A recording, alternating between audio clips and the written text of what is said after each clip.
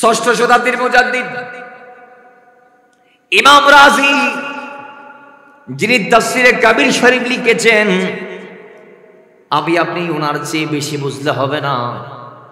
উনি ইন্তেকালের প্রাক্কালে শয়তানের মোকাবেলা করেছে তার ইলম দিয়ে। সুবহানাল্লাহ। 10 শতাধিক কিতাব ইমাম রাজি লিখেছেন। তন্মধ্যে 11 থেকে 12 ভলিউমের তাফসিরে কাবির শরীফ, মুসলমান তার অনবদ্য রচনা তাফসিরে কাবির, পৃথিবীর শ্রেষ্ঠ তাফসিরের কিতাব তিনি আমাদেরকে উপহার দিয়েছেন। সেই ইমাম রাজি ইন্তেকালের আগে শয়তানের মোকাবেলা করে তার সমস্ত ইলম যখন সলব হয়ে গেল, ওই সময় তার পীর এসে মৃত্যুর শয্যায় তার ইমানটা সেভ করলেন। তার পীর নাজমুদ্দিন কবরা এসে তাকে বাঁচাইলেন শয়তানের হাত থেকে। এই জন্যই উনি আমাদেরকে শিক্ষা দিচ্ছেন ইন্তেকালের আগে, ও আমার নবীর উম্মতেরা, তোমরা অবশ্যই পীর ধরবা। কারণ তোমরা যদি ইন্তেকালের আগে শয়তানের মোকাবেলায়, পরীক্ষার মধ্যে যদি তোমরা পাস হতে চাও, শয়তানের মোকাবেলায় যদি উত্তীর্ণ হতে চাও, তাহলে তোমরা পীর ধরবা। কারণ কি? কারণ শয়তান এত বেশি জ্ঞানী, তোমাদের স্বল্প জ্ঞান তার কাছে কোনো তুলনাই নাই, এগুলার কোনো মেশালেই নাই। তার এক সওয়ালে তোমরা সালাফ হয়ে যাবে, তোমাদের সমস্ত ইলম ভুলিয়ে যাবে। তোমাদের ইলমের যেখানে শেষ, সেখান থেকে শয়তানের ইলম শুরু। তো তার মোকাবেলা করার জন্য একজন হাদি রাখবে, একজন হাদি লাগবে। তুমি তোমার স্বল্প ইলম দিয়ে মোকাবেলা করা সম্ভব নয়। আমি যেখানে আমি পর্যন্ত শয়তানের 99টা প্রশ্নের উত্তর দিই, আমি আর পারি নাই। মতান্তরে 170টি, মতান্তরে 90টি, মতান্তরে আরো কম বেশি।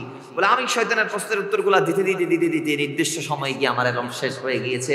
এখন শয়তান আমাকে আবার দলিল দিচ্ছে, আল্লাহ একজন নয়, এক আল্লাহ নয়, দলিল দাঁত করিয়ে দিয়েছে শয়তান। ইমাম রাজি বলে, এখন আমি ঠেকে গিয়েছি। এখন আমি যদি পরাজিত হয়ে যাই, তাহলে আমাকে শয়তানের তাবেদার হতে হবে। তো শয়তানের তাবেদার হয়ে যাওয়া মানে জাহান্নামের টিকিট নিয়ে যাওয়া। তা আমি ওই সময়ে স্মরণ করলাম আমার পীরকে, যার প্রথমে আমি একবার গেছিলাম। জুড়ে বলেন না সুবহানাল্লাহ। কয়বার? একবার তারা স্মরণ করেছে। তিনি ওই সময় পীর নাজমুদ্দিন কবরা আরেক জায়গায় ওযু করছেন, সেখান থেকে ওযুর পানি ছিটিয়ে দিয়েছেন হযরতে ইমাম রাজির মুখে। তার ফখরুদ্দিন রাজি এবার চোখ খুলে দেখলেন তার পীর সামনে দাঁড়িয়ে আছে। তো পীর লাঠি দিয়ে ইশারা করে বলছে, এই ফখরুদ্দিন, শয়তান ইনারে বলে দে বিনা দলিলে আল্লাহ এক। জুড়ে বলেন সুবহানাল্লাহ। এই ওলি আল্লাহ সম্পর্কে ধারণা আমাদের জন্ম নিয়েছে বিদায় সমাজ আজকে ধ্বংসের মুখে। কথা বলেন ঠিক কি না? আল্লাহর ওলিদের ব্যাপারে ধারণা জন্ম দিয়েছে আমার আপনার মতো কিছু টুপিওয়ালা দাড়িওয়ালা, আমাদেরই মতো কিছু টুপিওয়ালা দাড়িওয়ালা। তাদের মাথায় এটা ঢুকিয়ে দিয়েছে যে দেখো মাজারে এটা হয় ওইটা হয়, ইসলামে মাজার নাকি নিষিদ্ধ। নাউজুবিল্লাহ করে বলেন। অথচ মাজার, আওয়াজ কমবে, ভিতরের আওয়াজ, অথচ মাজার আমাদের সম্পদ। ইসলাম ধর্মে আছে মাজার, অন্য কোনো ধর্মে মাজার নাই, অন্য কোনো ধর্মে মাজার। কিন্তু আজকে আমার দেশের যুবকদের কিছু ভাইদের ব্রেন ওয়াশ করা হয়েছে এই কথা বলে যে মাজার, রাসূলে পাক বলেছে সব মাটির সাথে ব্যাঙ্গে গুড়িয়ে দাও। নাউজুবিল্লাহ জুড়ে বলে। এখানে কোন মাজারের কথা বলা হয়েছে, কোন কবরের কথা বলা হয়েছে? হাদিস পড়ার আগে ব্যাখ্যা করার দরকার আছে না নাই? বলেন না বাজান, ব্যাখ্যার দরকার আছে না নাই? আচ্ছা, এজন্য ভাইরা আমার, আল্লাহর কোরআন আমাদেরকে এলান দিয়েছে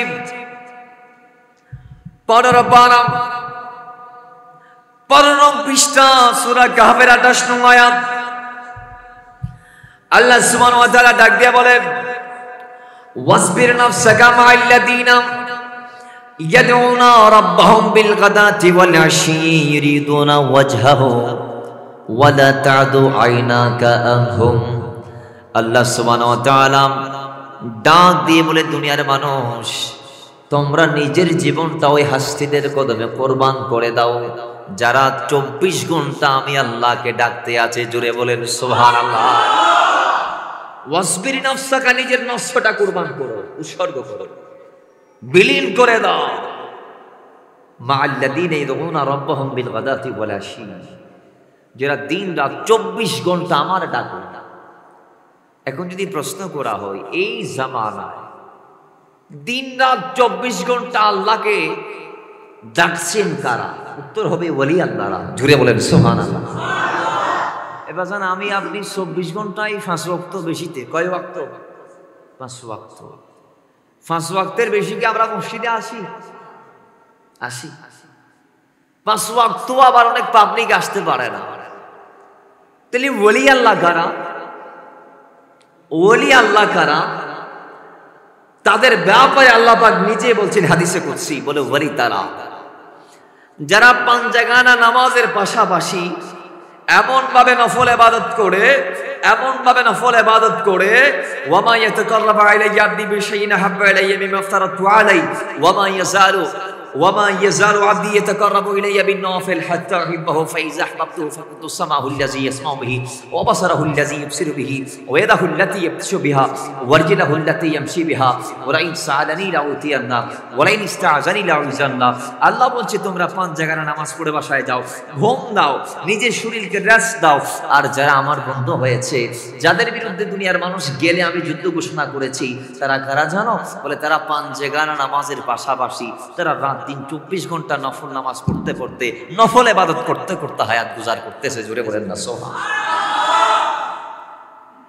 তো এক পর্যায়ে আল্লাহ বলছেন তাদের নফল ইবাদত গুলা দেখতে এক পর্যায়ে আমি যখন দেখতেছি বান্দা শনিবারে আমার ডাকতেছে, রবিবারে আমার ডাকে, সোমবার আমারে, মঙ্গলবার আমার ডাকে, বুধ বৃহস্পতি শুক্রবার 1 সপ্তাহ গেল, 2 সপ্তাহ গেল, 3 সপ্তাহ গেল, 4 সপ্তাহ গেল, 5 সপ্তাহ, 1 মাস, 2 মাস, 3 মাস, বছর, যুগের পর যুগ বান্দা আমারই ডাকতেছে, বান্দা আমারই ডাকে। তখন এক পর্যায়ে উদউনি আস্তাজিব লাকুম, বান্দার ডাক শুনতে বান্দার ডাক একদিন আমি সাড়া দিয়ে দিলাম। হাত্তা উহিব্বাহু, বান্দাকে আমি ভালোবেসে ফেললাম। আমি যখন বান্দাকে ভালোবেসে ফেলেছি তখন আর সেই বান্দা নাই, বান্দার থেকে বন্ধু হয়ে গিয়েছে। বান্দার থেকে কি হয়েছে? মাকাম চেঞ্জ হয়ে গিয়েছে। হাত্তা উহিব্বাহু, সে আমার বন্ধু হয়ে গিয়েছে বান্দা থেকে। বন্ধু যখন হয়ে গিয়েছে সে আর আগের মতো নাই। বলে কিরকম? কয় ফাকুনতু সামাহু আল্লাযী ইয়াসমাউ বিহি, বন্ধুর কান আমি আল্লাহর কান হয়ে গিয়েছে। ওয়া বাসারাহু আল্লাযী ইবসিরু বিহি, বন্ধুর চোখ আমি আল্লাহর চক্ষু হয়ে গিয়েছে। ওয়া ইয়াদাহু আল্লাতী ইয়াবতিশু বিহা, আর বন্ধুর হাত আমি আল্লাহর কুদরতি হাত হয়ে গিয়েছে। ওয়ারজিল্লাহু আল্লাতী ইয়ামশি বিহা, বন্ধুর কদম আমি আল্লাহর কুদরতি কদম হয়ে গিয়েছে। জোরে বলেন সুবহানাল্লাহ। তাহলে ওই পর্যায়ে আমার বন্ধু ওয়ালাইন সাআলানী লাউতিয়ান্না, আমার থেকে যেটা চাইবে আমার বন্ধু আমি আল্লাহ সেটাই দিব। জোরে বলেন না সুবহানাল্লাহ। এজন্য আমরা আল্লাহর ওলিদের দরবারে যাই, সুন্নতে যাই। কেন জানেন? যে জিনিসগুলো আমরা পাচ্ছি না নিজ অপবিত্র জবান দিয়ে বলে সেই জিনিসগুলা পাওয়ার জন্য আল্লাহর বন্ধুদের দরবারে যাই। সুবহানাল্লাহ, জুড়ে বলেন। একটা মেসেজ এখানে দিয়ে আমি, এটা হচ্ছে দলিল আকলি, বিবেকের জন্য বলছি। আমাদের সমাজে এমপি, মন্ত্রী, মিনিস্টার অথবা এটা কি পৌরসভা পড়ছে শামিরপুর? এটা পৌরসভা পড়ছে? উপজেলা পড়ছে। কর্ণফুলী উপজেলা শামিরপুর ইউনিয়ন গান, আচ্ছা গ্রাম বড়টান ইউনিয়ন। যাই হোক, তাহলে এই শামিরপুরে এই গ্রামে মেম্বার আছে না নাই? চেয়ারম্যান আছে, চেয়ারম্যানও আছে। গ্রামে চেয়ারম্যান থাকতে আমি জীবনে শুনি নাই। বড়টান ইউনিয়নে থাকবে চেয়ারম্যান, গ্রামে থাকবে মেম্বার। কথা বলেন, গ্রামে কি থাকবে? মেম্বার থাকবে। যাই হোক, ওই এলাকার রাস্তা ভাঙি গেছে, এলাকার রাস্তা এগুলো মেরামতের দরকার। কি দরকার? মেরামতের। এখন বরাদ্দের জন্য যাইতে হবে কার কাছে? আমার নানার বাড়ি নাকি চেয়ারম্যানের বাড়ি? কার বাড়ি যাবেন? যদি চেয়ারম্যান আপনার নানা হয় তাহলে নানার বাড়ি, নাহলে চেয়ারম্যানের বাড়ি। যাই হোক, চেয়ারম্যানের বাড়িতে গেলেন, প্রস্তাবনা সামনে নিলেন। চেয়ারম্যান সাহেব, আমাদের রাস্তা ভাঙি গেছে। চেয়ারম্যান চেয়ারার দিকে একবার তাকাবে, দরখাস্তের দিকে আরেকবার তাকাইবে। কথা বলেন। অথবা দরখাস্ত একবার, চেয়ারার দিকে আরেকবার। যে নিয়ে গেছে ওনার চেয়ারা যদি অপরিচিত হয় তাহলে পাশের চেয়ারটাও টেনে দিবে না, বসেন বলে, বলবে ঠিক আছে আমি দেখবো, আপনি আসেন। ঠিক নেবে ঠিক কথা হন না, ঠিক নেবে ঠিক। আর যদি চেহারাটা পরিচিত হয়, চেহারাটা যদি পরিচিত হয় তাহলে বলবে আমার দাকিলে এসে দেয় বড় করি ফরন না সুবহানাল্লাহ। বলবে আপনি এসেছেন তা আপনার কি লাগে, কি লাগবে, কষ্ট করে আসলেন কেন? আরে ভাই আমারে ফোনে বললে আমি দিয়ে দিতাম। দুনিয়ার মানুষ এটাকে বলে সোহবত, এটাকে বলে সম্পর্ক। তো একজন চেয়ারম্যানের সাথে যার সম্পর্ক আছে, আমরা যদি চেয়ারম্যানের থেকে কিছু চাই তো সাথে করে যদি চেয়ারম্যানের আত্মীয়রে নিয়ে যাই অথবা চেয়ারম্যানের আপন যিনি তারা যদি নিয়ে যায়, সেটা তৎক্ষণাৎ কবুল হয়ে যাবে। আর যদি আমার আপনার মতো আম পাবলিক গিয়ে সকাল থেকে সন্ধ্যা, সন্ধ্যা থেকে সকাল, সকাল থেকে সন্ধ্যা, সন্ধ্যা থেকে সকাল, আজকের দিন কালকের দিন, সপ্তাহ মাস ব্যাপী বছর গেলাম আর আসলাম, আসলাম আর গেলাম, কাজ হবে না। কারণ সম্পর্ক আমার সাথে কোনো চেয়ারম্যানের সাথে হয় নাই। তো আমাদের মতো পাপী জবানেরও কোনো মূল্য আল্লাহর দরবারে নাই।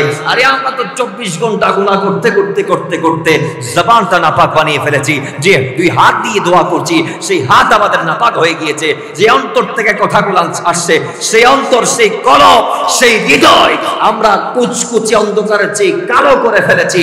বিদায় আমাদের এই কলমের সাথে আল্লাহর আরশের সাথে সম্পর্ক নাই। বিদায় আমাদের ডাকও ততদূর যায় না যতদূর আমরা যাইতে চাই, নিয়ে যাইতে চাই, বা যেটা চাই কবুল হচ্ছে না। কারণ এই পাপী জবানের মূল্য আল্লাহর দরবারে নাই। তো আল্লাহর দরবারে যেই জবানের মূল্য আছে সেই জবানগুলো হচ্ছে বড়ই আল্লাহর জবান। এজন্য হাদিসে কুদসিতে রয়েছে, ইমাম বুখারী 6502 নং হাদিসের মধ্যে বলেছেন, ওয়ালা ইনসাদানি লাউতিয়ান্না, আল্লাহর ওয়ালিরা আল্লাহ থেকে যেইটা চায় আল্লাহ সেটা দিয়ে দেয়। জোরে বলেন সুবহানাল্লাহ। গৌসে আজমকে সবাই চিনেন? গৌসে আজমের চিনেন না? বাবার আমার গৌসে পাক আব্দুল কাদের জিলানী এত বড় আল্লাহর ওয়ালি, যার ওয়াসিলা দিয়ে দোয়া করলে দোয়া কবুল হয়ে যায়। আরো জোরে বলুন সুবহানাল্লাহ। তিনারটা বাদ দিলাম, গৌসে আজমের দরবারের বাবুর্চি, সুবহানাল্লাহ জোরে বলুন। একটানা 12 বছর খানা পাকিয়েছেন, মানুষদেরকে মেহমান নামাজি করেছেন। তার মানে লঙ্গর খানার দায়িত্বে যিনি ছিলেন, জোরে বলেন সুবহানাল্লাহ। বাবুর্চি বাবুর্চি বাবুর্চি আমাদের সমাজও আছে না নাই? কথা বলেন না, আছে না নাই? আছে। বাবার আমার গৌসে আজমের বাবুর্চি একদিন চিন্তা করে, হায়রে গৌসে আজমের দরবারে আমি 12টা বছর খেদমত করলাম, কয় আমি কিছু পাইলাম না, আমারে কিছু দেই নাই।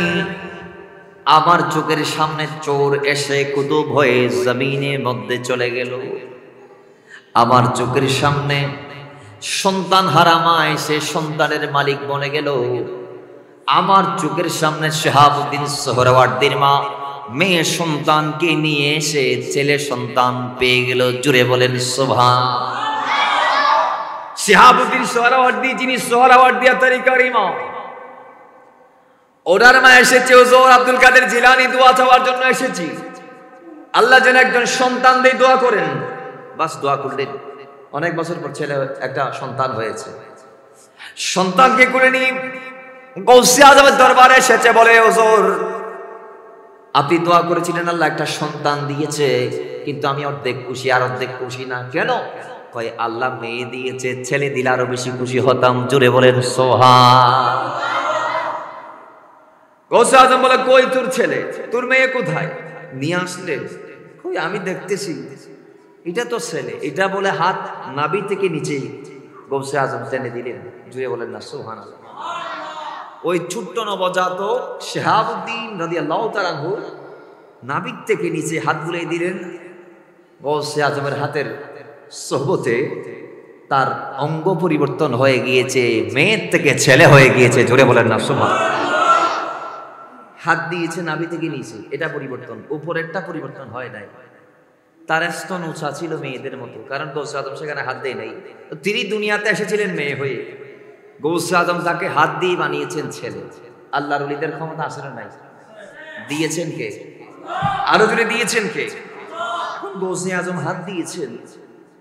গৌসে আজম হাত দিয়েছেন, তার হাতের ওসিলায়, তার জবান দিয়ে বলা হয়েছে আল্লাহ তাকে ছেলে বানাও। আল্লাহ বানিয়ে দিয়েছেন গৌসে আজমের হাতের ওসিলায়। এখন একদল বলবে এটা তো শিরক, ঠিক কি না? বলবে না? বলবে না? তাদের জন্য দলিল আছে না? 3 নং পারা 17-18 নং পৃষ্ঠা সূরা আলে ইমরান আয়াত নং 73। আল্লাহ বলছেন কুল ইন্নাল ফাদলা বিয়াদিল্লাহ। গৌসে আজম হাত বুলিয়েছে, মেয়ে ছেলে হয়ে গিয়েছে আল্লাহর রহমতে। এটার নাম শ্রেষ্ঠত্ব, এটার নাম সম্মান, এটার নাম আজমত, এটার নাম ফাদল, এটার নাম সম্মান। আল্লাহ বলছে হাবিব আপনি কোন বলুন কুল ইন্নাল ফাদলা বিয়াদিল্লাহ। এরকম যত ফদল আছে, যত শ্রেষ্ঠত্ব সম্মান আছে সব আল্লাহর হাতে। ইউতিহি মাইয়াশা, আর আল্লাহ জমিনে যাকে চাই সেই সম্মানের মালিক বানিয়ে দেয়। আল্লাহ যাকে চায় সেই ফদলের মালিক বানিয়ে দেয়। এখন গৌসে আজমকে যদি আল্লাহ এত পাওয়ার দিয়ে থাকে, আমার আপনার কোনো সমস্যা আছে? বলে না, বলে না, আমার আপনার কোনো সমস্যা আছে না। বাবার আমার তো ওই বাবুর্চি বলছে, যেই বাবুর্চি আমি সেই বাবুর্চি এখনো আছি 12 বছর। আমার কাজের বয়স কত? 12। আমার সামনে অনেক গাছ গেল, আমি তো কিছুই পাই নাই। আমি চলে যাব আগামীকাল। সিদ্ধান্ত নিয়ে ফেলেছে কাল সকালে চলে যাবে। হাই হাই, কেন? ওই একটাই অপ্রাপ্তি, অপূর্ণতা। ফোনের ভরণ অপূর্ণতার বুকের দেখ হইত না ফারি বা হদ্দুর গিয়ে বড় করে ফরন না সোহা। নিজেও জানে না সে কোথায়, নিজেও জানে না। জমিনে কেউ না চিনলেও আসমানে সবাই চিনি। সুবহানাল্লাহ। বাবারা আমার, সকাল হয়েছে, ওই বাবুর্চি রওনা দিয়েছে, ফজরের নামাজ পড়ে বিদায় নিল। গৌসে আজমকে বলে নাই। বলুন গৌসে আজমকে না বললেও তিনি জানে কি জানে না? জোর বলুন, জানে কি জানে না?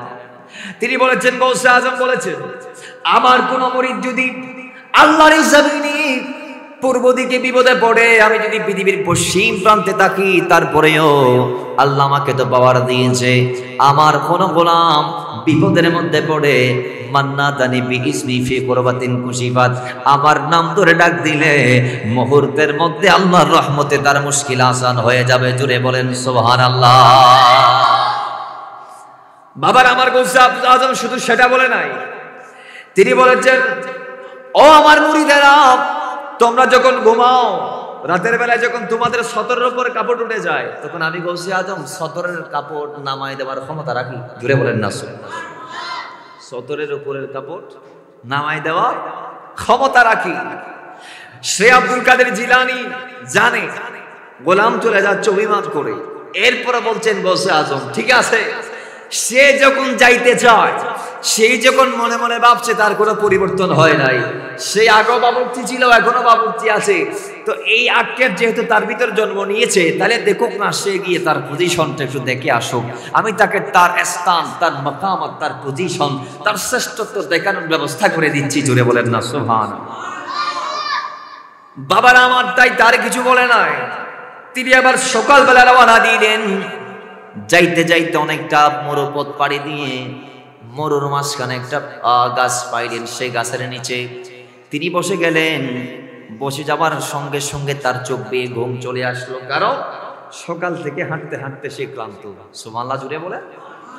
তাহলে মরুভূমির মাঝে একটা গাছ পেয়েছি, সেই গাছে হেলান দিয়েছেন, ঘুম চলে এসেছে। হঠাৎ দেখা গিয়েছে 70 জন মতান্তরে 60 জনের একটা কুতুবের কাফেলা, অর্থাৎ 60 থেকে 70 জন কুতুবের একদল সেই গাছের নিচে এসে তারাও ছায়ার মধ্যে নিজেকে স্থান নিয়ে দিয়েছে। তারাও এসে বসে গিয়েছে। বসে তাদের ভিতর একজন হঠাৎ করে তাদের রাইস যিনি, তাকে বললেন হুজুর, আজকে 3 দিন ধরে আমরা মরুভূমির মাঝে মাঝে ঘুরতেছি, আমরা কোনো এক লুকমা খাওয়ারও খাইতে পারি নাই, আমরা সবাই ক্ষুধার্ত। হুজুর গাছের নিচে যিনি শোয়া, ইনি হচ্ছে গৌসে আজম আব্দুল কাদের জিলানীর দরবারের বাবুর্চি। জুড়ে বলেন না সুবহানাল্লাহ।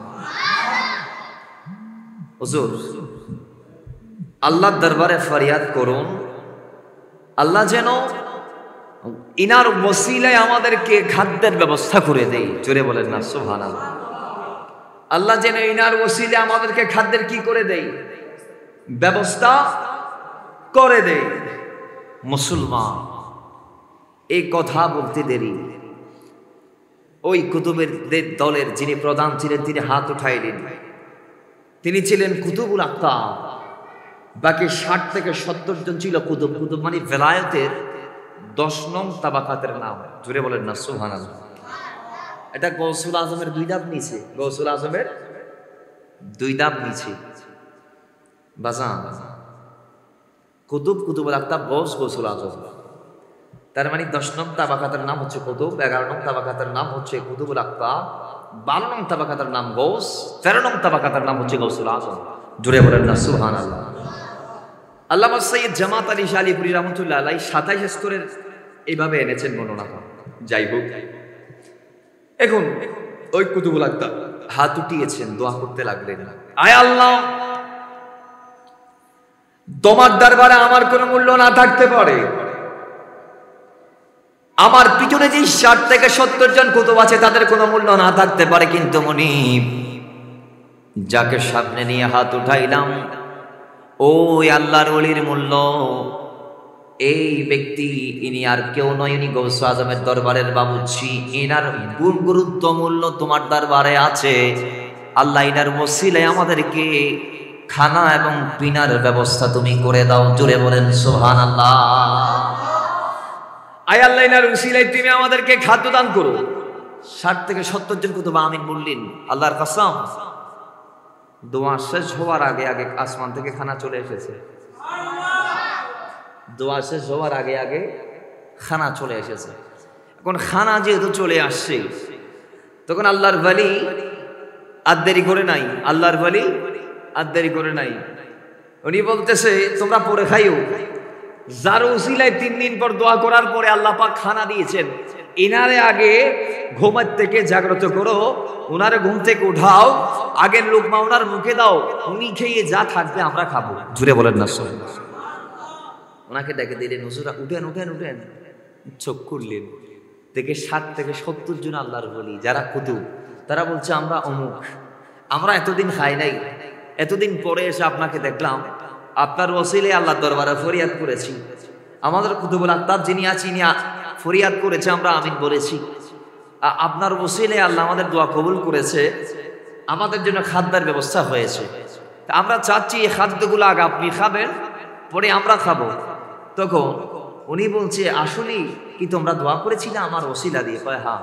ঠিক আছে, তাহলে আলহামদুলিল্লাহ, আমার আর খাদ্য খাবার দরকার নাই, আমি আমার পজিশন বুঝতে পারি নাই, আমি অভিমান করে গৌসুল আজমের দরবার থেকে বিদায় নিয়ে চলে এসেছি, ইভেন কি গৌসুল আজমকে জানাইও নাই, আমি কি অভিমান করেছি, আমার ভিতরে একটা জিনিস কাজ করেছে, সেটা হচ্ছে ইগু। আমার মন আমাকে বলছে কিরে 12 বছর গোলামি করলি, তোরতে গৌসুল আজম কিচ্ছু দেয় নাই, তোর সামনে কতজন আসলো গেল, আর রহমতের ভান্ডারের মালিক হয়ে গেল, যার যা ইচ্ছা পাইলো, যেটা মন চাই নিয়ে গেল, তুই তো কিছু পাইলি না। 12 বছর আগে যেটা পরিষ্কার করতি এখনো সেটা পরিষ্কার করস, 12 বছর আগে যে দায়িত্ব এখনো সেই দায়িত্ব পালন করস। আমি এজন্য আমি গৌসে আজমের দরবার ছেড়ে অভিমান করে পালিয়ে এসেছিলাম, এখন আমার মন আমাকে বলছে আবার যেই দরবার ছেড়ে আমি এসেছি সেই দরবারে যাইতে। হুজুর আপনারা আপনাদের খাওয়ার খান, আমাকে একটু যাওয়ার সুযোগটা করে দেন। জোরে বলেন না সুবহানাল্লাহ। তাহলে গৌসে আজমের সাথে যার সম্পর্ক ছিল হয়েছে, সেই বাবুর্চির দামও বেড়েছে কি বেড়ে নাই? বলে না বেড়েছে কি বাড়ে নাই? বেড়েছে। শুধু তা নয়, একটা কথা যদি আমি সম্পর্ককে দিয়ে এক সম্পর্কের ব্যাপারে যদি একটা কথা বলি, তাহলে এইভাবে বলতে হবে নিসবত সম্পর্ক, এটার কারণে মানুষ দামি হয়। সুবহানাল্লাহ, জোরে বলে দিন। যার দরুন আল্লাহর নবীর সাহাবায়ে কেরাম, নবীজির সাহাবায়ে কেরাম, আপনারা বলবেন কিভাবে? বাবারা আমার, রাসূলে পাককে আল্লাহ এই মাসের 12 তারিখ জমিনে পাঠাইলেন, মতান্তরে 9 তারিখ পাঠাইলেন। কেন পাঠাইলেন? মানুষদেরকে পরিবর্তনের জন্য পাঠাইলেন। যদি প্রশ্ন করা হয় মানুষগুলার কি এমন হয়েছিল যাদেরকে পরিবর্তন করা আল্লাহর দরকার ছিল, তাইলে উত্তর হবে ওই মানুষগুলা এমন ভাবে বেওয়াফা হয়ে গিয়েছে, এক পর্যায়ে আল্লাহর কোরআন বলছে ওয়া কুনতুম আলা শাফা হুফরাতিন মিনান নার, ওই মানুষগুলো একেবারে জাহান্নামে হয়ে যাচ্ছিল। সেই সময় আল্লাহ আল্লাহর হাবিবকে পাঠিয়েছে, কেন পাঠিয়েছে? ফাআনকাদাকুম মিনহা, জাহান্নামীদেরকে জান্নাতি বানার জন্য পাঠিয়েছি। ও মুসলমান, এবার যদি বলা হয় আল্লাহ নবী কি বা কোন নবী কি আল্লাহ জমিনে পাঠান কেন? উত্তর হবে একটাই, আল্লাহর ওই জমিনে সেই জায়গার মধ্যে নবীর আগমন করে যেই জায়গার মানুষরা অত্যন্ত খারাপ হয়ে যায়, যে জায়গার মানুষগুলা হক থেকে বিচ্যুত হয়ে যায়, তাদেরকে হক পথে আনার জন্য আল্লাহ নবীদেরকে আল্লাহ ওই জায়গার মধ্যে প্রেরণ করে। এবার আসুন, আল্লাহর হাবিব কি মক্কাতুল মুকাররমার বাথা নামক জায়গার মধ্যে কেন পাঠাইলেন? বলে একটি কারণে পাঠাইলেন, হাজার হাজার কারণের মধ্যে একটা কারণ, ওই মক্কার মানুষগুলা এত নিকৃষ্ট হয়ে গিয়েছিল, এক পর্যায়ে তারা নিজের সন্তান কন্যা হলে তাকে জীবন্ত মাটির নিচে দাফন করে দিয়েছে। এক পর্যায়ে নিজের মা সন্তানকে বিয়ে করেছে, নিজের সন্তান বাবার ইন্তেকালের পরে নিজের মাকে বিয়ে করেছে। এইভাবে জমিনটার অবস্থা যখন ভয়াবহ খারাপ হয়ে গিয়েছে, সেই সময় আল্লাহ নবীকে আল্লাহ মক্কাতে পাঠাইলেন। মক্কায় পাঠিয়ে যেই মানুষগুলা নিকৃষ্ট ছিল, সেই মানুষগুলাকে এমন ভাবে আল্লাহ কৃষ্ট করেছে নবীর সাদকায়, এক পর্যায়ে তারা সাহাবিয়তের মাকামাত হাসিল করে ফেলেছে। জুড়ে বলেন সুবহানাল্লাহ। এক পর্যায়ে তারা সাহাবী হয়েছে শুধুমাত্র সম্পর্ক রাসূলের সাথে হওয়ার কারণে, শুধুমাত্র রাসূলে পাকের সুহবতের কারণে। সুহবত যখন রাসূলে পাকের পেয়েছে, তখন তারা সাহাবী হয়ে গিয়েছে। জুড়ে বলেন না সুবহানাল্লাহ। তাদের ব্যাপারে হাদিসে পাকে এভাবে আসছে, আসহাবিকান নজুম বিআইহিম ইহতাদাইতুম ইহতাদাইতুম। বলে আমি রাসূলুল্লাহ বলছি, আমার সাহাবীদেরকে তোমরা আঁকড়ে ধরো, আমার সাহাবীদেরকে তোমরা অনুসরণ করো। আমার সাহাবীদেরকে যদি তোমরা অনুসরণ করো, তাহলে তোমরা হেদায়েত পেয়ে যাবা। জুড়ে বলেন সুবহানাল্লাহ। ওই সাহাবীদের মাকামে তোর দে। গৌসে আজম একটা ব্যাখ্যা দিচ্ছে, ইমানদাররা কান লাগান। গৌসে আজমের হাজার হাজার সম্মান যখন ভক্ত মুরিদিনরা দেখেছে, গৌসে আজমকে একদিন এক ভক্তকে জিজ্ঞেস করে, ও আব্দুল কাদের জিলানী, আমরা জানতে চাই আপনার তো সম্মান আমরা নিজ চোখে দেখেছি, বলুন আপনি দামি নাকি সাহাবায়ে কেরাম দামি? জুড়ে বলেন সুবহানাল্লাহ। গৌসে আজম আপনি বলুন, আপনি দামি না নবীর সাহাবীরা দামি? গৌসে আজম বলে, মাআযাল্লাহ, আউযুবিল্লাহ, আল্লাহর কাছে আশ্রয় প্রার্থনা করছি। তুমি এটা কি বলেছো? রাসূলুল্লাহর সাহাবারা তো অনেক ক্যাটাগরির আছে। ইমাম সুয়ুতি নবীজির সাহাবীদেরকে 9 থেকে 11 ভাগে ভাগ করেছেন। গৌসে আজম আব্দুল কাদের জিলানী বলে, আল্লাহর নবীর সাহাবীদের মধ্যে যিনি একদম সবচেয়ে আদনা, একদম সবচেয়ে যিনি আপনার সবচেয়ে ছোট যিনি সাহাবী, ওই সাহাবী যদি যুদ্ধের ময়দানে যায়, যুদ্ধের ময়দানে গিয়ে যদি সে ঘোড়ার উপর সওয়ার হয়, ওই ঘোড়া যুদ্ধের ময়দানে ছুটতে গিয়ে যদি তার নখের মধ্যে, তার খুঁড়ির মধ্যে যদি ধুলিবালি লেগে থাকে, তাইলে আমি আব্দুল কাদের জিলানী নয়, পুরো বিশ্বের আল্লাহর ওলি সবাইকে যদি এক পাল্লায় দেওয়া হয়, আর আমার নবীর আদনা সাহাবীর ব্যবহৃত ঘোড়ার পায়ের ভিতরে যে ময়লা ঢুকেছে, সেই ময়লা ধুলিবালি যদি এক পাল্লায় দেওয়া হয়, ওই নবীজির সাহাবী তো দূরের কথা, তার ঘোড়া দূরের কথা, তার ঘোড়া যুদ্ধের ময়দানে ছুটতে গিয়ে খুঁড়ির মধ্যে যেই ধুলা লেগেছে, সেই ধুলা আল্লাহর জমিনের প্রত্যেক ওলি, সমস্ত ওলিদের চাইতে বেশি দামি হয়ে যাবে। জুড়ে বলেন সুবহানাল্লাহ। এত দাম তাদের, এত দাম। যদি বলা হয় কেন, উত্তর হবে নবীর সুহবতের জন্য। এরপরে কারা সেটা বলে তাবেঈরা, তো তারাও কি দামি? অবশ্যই। কিভাবে? কালে রাসূল পাক বলেছে, খায়রুল কুরুনি কারনি সুম্মাল্লাযিনা ইয়ালুনাহুম সুম্মাল্লাযিনা ইয়ালুনাহুম, সর্বশ্রেষ্ঠ যুগ আমার যুগের পরে সাহাবীদের যুগের পরে তাবেঈদের যুগ। আরেক বর্ণনার মধ্যে আসছে, খায়রুল কুরুনি কারনি, সর্বশ্রেষ্ঠ যুগ আমি নবীর যুগ, নবীর যুগ মানে সাহাবীদের যুগ। সুম্মাল্লাযিনা ইয়ালুনাহুম, এর পরে যুগ তাবেঈদের যুগ। সুম্মাল্লাযিনা ইয়ালুনাহুম, এর পরে যুগ তবে তাবেঈদের যুগ। এবার যদি প্রশ্ন করা হয়, তাবেঈদের দাম এত বেড়েছে, যারা আসার আগে আমার নবী তাদের যুগ শ্রেষ্ঠ বলে ঘোষণা দিয়ে দিয়েছে। সুবহানাল্লাহ। তাবেঈর এখনো আসে নাই। তাবেঈ কাকে বলে? যিনি সাহাবীদের সোহবত পেয়েছে, যিনি সাহাবীর সোহবত পেয়েছে তাকে তাবেঈ বলা হয়। আর তবে তাবেঈকে হয় যিনি তাবেঈর সোহবত পেয়েছে। সুবহানাল্লাহ জুড়ে বলেন। এরা এখনো আসে নাই, এদের ব্যাপারে রাসূল বলে দিয়েছে, খায়রুল কুরুনি কারনি সুম্মাল্লাযিনা ইয়ালুনাহুম সুম্মাল্লাযিনা ইয়ালুনাহুম, শ্রেষ্ঠ যুগ আমি নবীর যুগ, কেউ কেউ বলছেন নবীর যুগ মানে সাহাবের যুগ, কারণ সাহাবায়ে কেরাম তো নবীর সাথেই ছিল। সুবহানাল্লাহ জুড়ে বলেন। এরপরে তাবের যুগের পরে তবে তাবের যুগ, তাবের দামে তো বাড়লো কেন? একটি কারণে তারা সাহাবীদের সাক্ষাৎ পেয়েছে, তাদের সোহবত পেয়েছে, তাদের খিদমত করার সুযোগ পেয়েছে, তাদের সাথে নিসবত সাহাবাদের সাথে ছিল। এরপরে তবে তাবেঈদের কথা কেন আসছে? কয় এরা তাবেঈদের সোহবত পেয়েছিল। জুড়ে বলেন সুবহানাল্লাহ।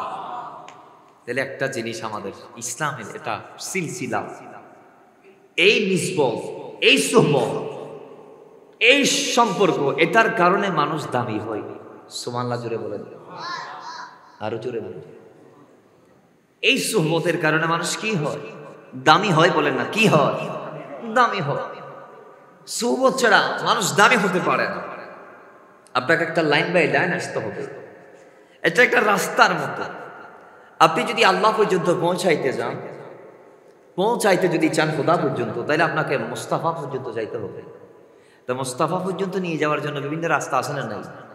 যে রাস্তাগুলা দিয়ে মদিনাওয়ালা পর্যন্ত পৌঁছানো যায়, সেই রাস্তাগুলোর নাম কাদেরিয়া, সেই রাস্তাগুলোর নাম চিশতিয়া, সেই রাস্তাগুলোর নাম মুজাদ্দিদিয়া, সেই রাস্তাগুলোর নাম হচ্ছে নকশবন্দিয়া, শাহজুলিয়া, ওয়াইসিয়া, কারেনিয়া, সরওয়ার্দিয়া, শাহজুলিয়া। এই বাবা অসংখ্য তারিকা এই উপমহাদেশে আসে না। জোরে বলুন আসে না? তারপর অনেকে বলবেন হুজুর তাহলে এই তরিকা আমরা ধরবো, ঠিক আছে, ওলি আল্লাহ মানব। আল্লাহ যদি বলে ওলি আল্লাহর পথে মতে থাকতে, তাহলে আমরা মানব অবশ্যই। আমি বলবো আল্লাহ বলেছেন আমাদেরকে ওলি আল্লাহদের পথে থাকার জন্য। সুবহানাল্লাহ ধরে বলেন। 21 পারা 11 নং পৃষ্ঠা সূরা লোকমানের 15 নং আয়াতে আল্লাহ বলছেন, ওয়াত্তাবি' সাবিলা মান আনাবা ইলাইয়া। যারা আমি আল্লাহর পথে আছে, তোমরা তাদের পথকে অনুসরণ করো। সুবহানাল্লাহ জুড়ে বলেন। আল্লাহ কোন শয়তানের পথকে অনুসরণ করতে বলে নাই। আল্লাহ বলেছেন ঈমানদার যারা, তাদের পথকে অনুসরণ করো। ওয়াত্তাবি সাবিলা মান আনাবা ইলাইয়া, যারা আমি আল্লাহর পথের প্রতীক, তোমরা তাদের পথ আর মতকে অনুসরণ করো। তাহলে বলুন ওলি আল্লাহর পথ আর মতকে অনুসরণের দরকার আছে না নাই? আর জুড়ে বলুন আছে না নাই? আল্লাহ বলেছেন ওয়াকুনু মা সাদিকিন, সাদিকিনদের পথে থাকো। কারণ সাদিকিনরা তোমাদেরকে সৎ পথ দেখাবে। কি পথ দেখাবে? জুড়ে বলুন না কি পথ দেখাবে? সৎ পথ দেখাবে। কিন্তু আজকের সমাজে আফসোস করতে হয়, আমাদের সমাজে কিছু ব্যক্তি আছে যাদের কাছে এলম আছে, মাদ্রাসায় পড়ছে, পড়ে আল্লাহর ওলি মানে না, আসলে নাই আর মানে না, ডাইরেক্ট ফাটি হয়ে যায়। মাথায় রাখবেন গৌসুল আজম আব্দুল কাদের জিলানী দুনিয়াতে আসার আগেও আল্লাহর ওলি, দুনিয়াতে আসার আগেও, যার প্রমাণ মদিনাওয়ালা দিয়েছেন। আগমনের দিন ওনারা আব্বা আম্মাকে খুদ রাসূল আরবি এসে ইরশাদ করছেন, বলছেন ইয়া আবা সালেহ আতাকাল্লাহু ইবনান সালেহান ওয়া হুয়া ওয়ালাদি ওয়া মাহবুবি ওয়া মাহবুবুল্লাহ ওয়া সায়াকুন লাহু শানুন ফিল আউলিয়াই ওয়াল আখতাবি কাশানি বাইনাল আম্বিয়াই ওয়া রাসূল। হে আবু সালেহ, আল্লাহ তোমাকে একজন নেককার ছেলে দিবেন, সে আমি নবীর প্রিয়, আমার আল্লাহর প্রিয়, সে আমার আওলাদ, এবং আমি নবী যেমন নবী রাসূলদের মাঝে সেরা, তোমার ছেলে আব্দুল কাদের হবে ওলি আর বৌসদের মাঝে সেরা। জুড়ে বলেন না সুবহানাল্লাহ। তিনি মাদারজাত ওলি হয়ে এসেছেন, গাউসে আজম মাদারজাত ওলি হয়ে এসেছেন। এরপরেও গাউসে আজম যে আল্লাহর ওলি, সেটা তিনি অনেকবার দেখেছেন, জেনেছেন। তার বয়স যখন 10 বছর, তিনি মাদ্রাসায় নিজামিয়াতে যাচ্ছে, তার সামনে পেছনে অসংখ্য ফেরেশতারা তাকে ঘেরাও করে নিয়ে যাচ্ছে। ফেরেশতারা তার আগে আগে মাদ্রাসার রুমে প্রবেশ করে একজন ছেলে বসা, তাকে বলছে, এ বেয়াদব, তুমি বসে আছো, আল্লাহর ওলি আগমন করেছে, তার সম্মানার্থে তুমি বসার থেকে উঠে দাঁড়িয়ে যাও। জুড়ে বলেন না সুবহানাল্লাহ। গাউস আজম বলছে 10 বছর বয়স আমি জেনেছি আমি যে আল্লাহর ওলি। এরপরে একদিন আমি গরু নিয়ে মাঠে গেলাম চড়ানোর জন্য। হঠাৎ করে গরু 2 পা সামনে উঁচা করে ধরে আমাকে বলছে, ইয়া আবা সালেহ, ইয়া আব্দুল কাদের জিলানী, মা লিহাযা খুলিকতা ওয়ালা বিহাযা উমিরতা। হুজুর আব্দুল কাদের জিলানী, আপনি এগুলা কি করছেন? আপনি আমাকে লালন পালন করে আপনার হায়াতে জিন্দেগির মূল্যবান সময় নষ্ট করছেন। হুজুর আল্লাহ তো আপনাকে এই কাজের জন্য বানায়ও নাই, এটার নির্দেশও দেয় নাই। জোরে বলেন না সুবহানাল্লাহ। তিনি বলছে, আমি গরু যখন আমার সাথে কথা বলেছে আমি অবাক হয়ে গেলাম। বাবা না আমার গাউস আজম আব্দুল কাদের জিলানী ওই সময় এমন একটা দৌড় মারলেন, এক দৌড়ে তিনি ঘরের ছাদে উঠে গেলেন। ঘরের ছাদের উপর উঠে তিনি দেখতে পাচ্ছেন সেই বাগদাদ শরীফ থেকে তিনি তার দু চোখ দিয়ে বাগদাদ শরীফ থেকে তার চক্ষু নয়, চর্মচক্ষু নয়, আল্লাহর কুদরতি চোখ দিয়ে দেখছেন আরফার ময়দান। জুড়ে বলেন বাগদাদ থেকে কি দেখছেন? আরফার ময়দান। এবং সেখানে হাজিরা যে অবশিষ্ট আছেন তিনি নিজ গোড়ের ছাদ থেকে সেটা অবলোকন করছেন। জুড়ে বলেন না সুবহানাল্লাহ। তাইলে ইনি ওয়ালি, এটা মোটামুটি উনি জানতো, আর থেকে উনি জানতো। আরে বাবা, জানার পরেও যিনি 40 বছর পর্যন্ত সাধনা করেছেন। কয় বছর? বলেন না কয় বছর? তিনি 37 বছর পড়ালেখা করেছেন। কয় বছর? 37 বছর। 25 বছর মুজাহাদা করেছেন। কয় বছর? 25 বছর। লাস্টের 3 বছর এমন মারাত্মক ছিল, শেষ 3 বছরে 1 বছর খেয়েছেন দানা, ফানি খায় নাই। আরেক বছর খেয়েছেন ফানি, দানা খায় নাই। শেষ বছরে একদম শেষ বছরে তিনি দানা পানি কিছু খায় নাই, রেস্টও যায় নাই, 1 সেকেন্ডের জন্য চোখ বন্ধ করে নাই। 24 ঘন্টা তিনি মওলা আর মওলা বলেছেন। জোরে বলেন সুবহানাল্লাহ। এত বিশাল খেদমত তিনি করেছেন। এই আব্দুল কাদের জিলানী গৌসে পাক এত বড় আল্লাহর ওলি হওয়ার পর উনি আরেকজন ওলি আল্লাহর হাতে গিয়ে হাত দিয়েছেন, দামান ধরেছেন। জোরে বলেন সুবহানাল্লাহ। ওই সিস্টেমটা চালু রেখে দিয়েছেন। গৌসে আজম যদি কারো দামান না ধরলে তাইলে ওনার সিলসিলা, অথচ উনি আওলাদে রাসূল। গৌসে আজম আওলাদে রাসূল, যেটা হওয়া যায় না আল্লাহ তাকে সেটা বানিয়েছেন। কেউ চাইলে আওলাদে রাসূল হতে পারবে না, একমাত্র আল্লাহ যাকে আমার নবীর হোম দিয়ে নসল দিয়ে প্রেরণ করেছেন তিনি ছাড়া। কিন্তু কেউ চাইলে ওলি আল্লাহ হতে পারবে না। সাধনার মাধ্যমে, রিয়াজতের মাধ্যমে ভেলায়ত এর তাবাকাত হাসিল করা সম্ভব, কিন্তু আওলাদ রাসূলের তাবাকাতে পৌঁছানো সম্ভব না। মুস্তাফার রক্তের মাধ্যমে যাদের আগমন, যাদের দেহে মুস্তাফার খুনে পাক, ব্লাড মুবারক আছে, রক্ত মুবারক আছে, তারা ছাড়া আওলাদ রাসূল কেউ হতে পারে? বলেন না পারে না। তো তিনি আওলাদ রাসূল, ওলিও আবার। এরপরেও গৌসে আজম হযরত হাম্মাদ রাদিয়াল্লাহু তাআলা দরবারে গিয়ে তিনি মুরিদ হয়েছে, তার কদমে হাত দিয়েছে। এবং হযরত হাম্মাদ রাদিয়াল্লাহু তাআলা গৌসে আজমকে এত পরীক্ষা করেছে, নিজের পীর বলছে আমি আমার প্রত্যেক মুরিদকে পরীক্ষা করেছি মজবুত করার জন্য, পাকাপোক্ত করার জন্য, কিন্তু আমি প্রত্যেকটা পরীক্ষায় আমার একমাত্র ছাত্র আব্দুল কাদের জিলানীকে দরজের পাহাড় হিসেবে পেয়েছি। জোরে বলেন না সুবহানাল্লাহ। আমার প্রত্যেকটা পরীক্ষায় সফলভাবে উত্তীর্ণ হয়েছে আমার ছেলে আব্দুল কাদের। সুবহানাল্লাহ। জোরে বলেন, আরো জোরে বলেন সুবহানাল্লাহ। কিন্তু আজকে আমাদের দেশে একদল আছে, এগুলা মানে না। আছে না নাই? বাজার আমার একটাই সওয়াল, 6ষ্ঠ শতাব্দীর মুজাদ্দিদ ইমাম রাজি, যিনি তাফসীরে কবির শরীফ লিখেছেন, আপনি ওনার চেয়ে বেশি বুঝলে হবে না। উনি ইন্তেকালের প্রাক্কালে শয়তানের মোকাবেলা করেছে তার ইলম দিয়ে। সুবহানাল্লাহ।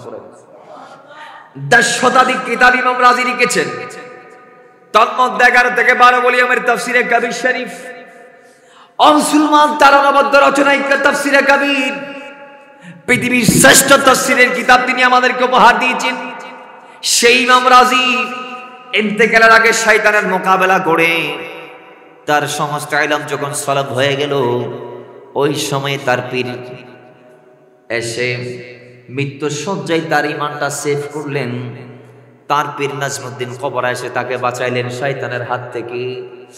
এই জন্যই উনি আমাদেরকে শিক্ষা দিচ্ছেন ইন্তেকালের আগে, ও আমার নবীর উম্মতেরা, তোমরা অবশ্যই পীর ধরবা, কারণ তোমরা যদি ইন্তেকালের আগে শয়তানের মোকাবেলায়, পরীক্ষার মধ্যে যদি তোমরা পাশ হতে চাও, শয়তানের মোকাবেলায় যদি উত্তীর্ণ হতে চাও, তাহলে তোমরা পীর ধরবা। কারণ কি? কারণ শয়তান এত বেশি জ্ঞানী, তোমাদের স্বল্প জ্ঞান তার কাছে কোনো তুলনাই নাই, এগুলার কোনো মেশালেই নাই। তার এক সওয়ালে তোমরা সালাব হয়ে যাবে, তোমাদের সমস্ত ইলম ভুলিয়ে যাবে। তোমাদের ইলমের যেখানে শেষ, সেখান থেকে শয়তানের ইলম শুরু। তো তার মোকাবেলা করার জন্য একজন হাদি লাগবে। তুমি তোমার স্বল্প এলম দিয়ে মোকাবেলা করা সম্ভব নয়। আমি যেখানে আমি পর্যন্ত শয়তানের ৯৯টা প্রশ্নের উত্তর দিই, আমি আর পারি নাই। মতান্তরে ১৭০টি, মতান্তরে ৯০টি, মতান্তরে আরো কম বেশি। বলে আমি শয়তানের প্রশ্নের উত্তরগুলা দিতে দিতে দিতে দিতে নির্দিষ্ট সময় গিয়ে আমার এলম শেষ হয়ে গিয়েছে। এখন শয়তান আমাকে আবার দলিল দিচ্ছে, আল্লাহ একজন নয়, এক আল্লাহ নয়, দলিল দাঁড় করিয়ে দিয়েছে শয়তান। ইমাম রাজি বলে এখন আমি ঠেকে গিয়েছি, এখন আমি যদি পরাজিত হয়ে যাই তাহলে আমাকে শয়তানের তাবেদার হতে হবে। তো শয়তানের তাবেদার হয়ে যাওয়া মানে জাহান্নামের টিকিট নিয়ে যাওয়া। তা আমি ওই সময়ে স্মরণ করলাম আমার পীরকে, যার প্রথমে আমি একবার গেছিলাম। জুড়ে বলেন না সুবহানাল্লাহ। কয়বার? একবার তারা স্মরণ করেছে। তিনি ওই সময় পীর নাজমুদ্দিন কোবরা আরেক জায়গায় উজু করছেন, সেখান থেকে উজুর পানি ছিটিয়ে দিয়েছেন হযরতে ইমাম রাজির মুখে। তার ফখরুদ্দিন রাজি এবার চোখ খুলে দেখলেন তার পীর সামনে দাঁড়িয়ে আছে। তো পীর লাঠি দিয়ে ইশারা করে বলছে, এই ফখরুদ্দিন, শয়তান ইনারে বলে দে বিনা দলিলে আল্লাহ এক। জুড়ে বলেন সুবহানাল্লাহ।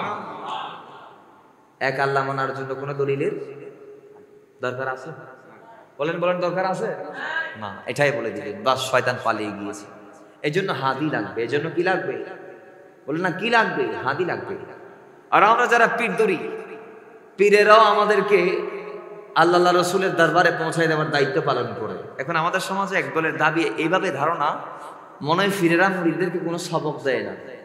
আরেক দল দাবি করে পীরেরা মুরিদদেরকে ৫ ওয়াক্ত নামাজের কথা বলে না। আচ্ছা, আপনারা এখানে যারা পীর ধরেছেন, যারা মুরিদ আছেন বিভিন্ন তরিকা, আপনারা বলুন, কোন দরবারের পীর কি দিনের ১১টা বাজে কোনো মুরিদদের সবক দিছে? দিনের ১১টা বাজে কোনো মুরিদকে সবক দেয়া হয়েছে? না। সমস্ত সবকগুলা হচ্ছে ফরজ নামাজের পরে। সুবহানাল্লাহ জোরে বলে। ফরজ নামাজের পরে আমাদের কাদেরের তরিকাদের ২০০ বার লা ইলাহা ইল্লাল্লাহ, ২০০ বার ইল্লাল্লাহ, ২০০ বার আল্লাহু, দরুদ শরীফ আছে না? মাগরিবের পর সালাতুল আওয়াবিন আছে না?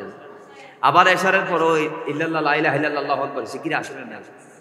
তাহলে এগুলা হচ্ছে আমভাবে। আর খাস যারা স্টুডেন্ট আছেন এদেরকে ১০০ বার অর্ধেক করে দেওয়া হয়েছে, কারণ তাদের হাতে টাইম কম, তাদের ইলম অর্জনের সময় বেশি দিতে হবে। তো প্রত্যেক এইভাবে প্রত্যেকটা মুরিদকে তাদের পীরেরা সবক দেয় কিভাবে? কয় ফরজ নামাজের পর। কি নামাজের পরে? কেন? কারণ একটাই, কয় এতদিন এই যে বান্দাটা অন্তত ফজর থেকে গাফিল ছিল, ফজরের নামাজ আদায় করতো না, সেই বান্দাটা অন্তত আজকে আল্লাহর ওলির দামানে এসে আজ থেকে বা আগামীকালকের ফজর থেকে যেন ফজরটা আর কাজা না করে অন্তত সবক আদায় করার জন্য হলেও যেন সেই ফজর উঠে যায়। এই জন্য ফজর সালাতের পরে মুরিদদেরকে পীরেরা তাসবিহ দিয়ে দেয়। জুড়ে বলেন না সুবহানাল্লাহ। আল্লাহ বলছে, তোমরা সকাল সন্ধ্যায় আমার তাসবিহ পাঠ করো। ওয়াসাব্বিহুহু বুকরাতাম ওয়া আসীলা। আল্লাহ পাক সুবহানাহু ওয়া তাআলা আমাদেরকে তাসবিহ পড়ার কথা বলেছেন। তো পীরেরা তো সেটাই দিচ্ছে, পীরেরা আমাদেরকে সেটাই দিচ্ছে। আচ্ছা, লা ইলাহা ইল্লাল্লাহ, এক আল্লাহ ছাড়া কোনো আল্লাহ নাই, ওয়াহদানিয়তের স্লোগান, ওয়াহদানিয়তের স্লোগান। দিলে লাভ আছে না নাই? বলেন না লাভ আছে না নাই? বলেন আরো জোরে বলেন, দিলে লাভ আছে না নাই? ১০০ বার পরে লা ইলাহা ইল্লাল্লাহ মুহাম্মাদুর রাসূলুল্লাহ সাল্লাল্লাহু আলাইহি ওয়াসাল্লাম কালমা পড়লেন। হাদিসে পাক আসছে, একবার যে কলমা পড়ে তার ৪,০০০ সগীরা গুনাহ আল্লাহ মাফ করে দেয়। কয় হাজার? ৪,০০০। আর যে তাসবিহটা ১০০ বার পড়লেন, এটার ফজিলত নবীজি বলেছেন, লা ইলাহা ইল্লাল্লাহ মান ক্বালা লা ইলাহা ইল্লাল্লাহ ফাদাখালাল জান্নাহ, যে একবার লা ইলাহা ইল্লাল্লাহ পড়ে জান্নাত তার জন্য ওয়াজিব হয়ে যায়। তাহলে লাভ আছে না নাই? কথা বলেন না, লাভ আছে না নাই? এজন্য মুসলমান পীরের সোহবতে মুরিদকে যাইতে হবে।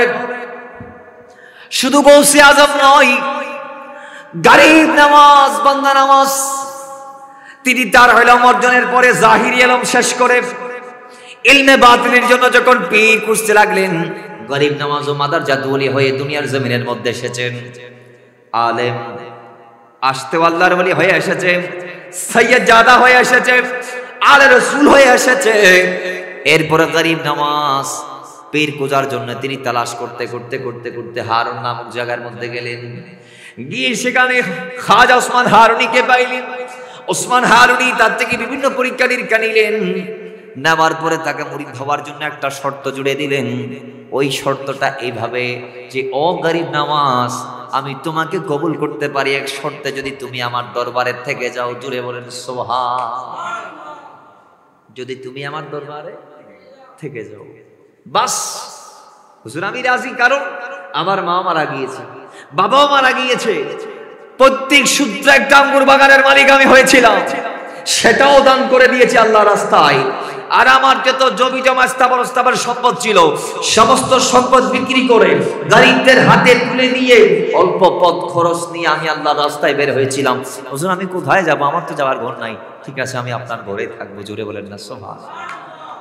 খেদমত করেছে সেদিন থেকে একটানা 25 বছর। কয় বছর? 20 বছর মতান্তরে, 20 থেকে 25। বাবার আমার এই 20 বছর খেদমত করার পরে পীরের খেরকা পেয়েছে, পীরের লাঠি পেয়েছে, পীরের পাগড়ি পেয়েছে। পাগড়ি মানে এটা খেরকা বলা হয়, এটা সুফিদের একটা পোশাক বিশেষ।